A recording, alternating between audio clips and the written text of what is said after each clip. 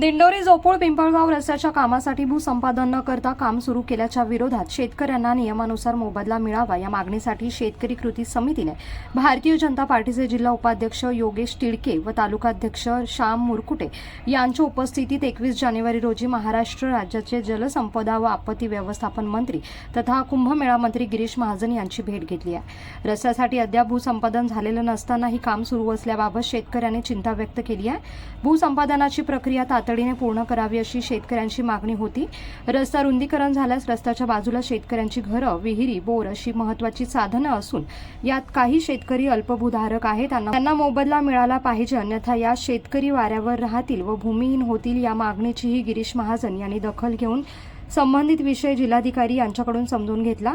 याविषयी आपण नक्कीच मार्ग काढू आणि शेतकऱ्यांना न्याय मिळवून देऊ असं आश्वासन मंत्री महाजन यांनी दिले आहे।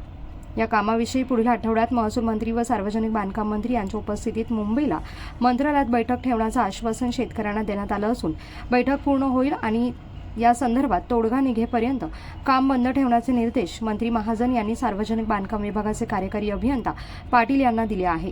27 जानेवारी रोजी या संदर्भात मंत्रालयात बैठक होणार असल्याची माहिती समोर आली आहे। News point Marathi, Dindori.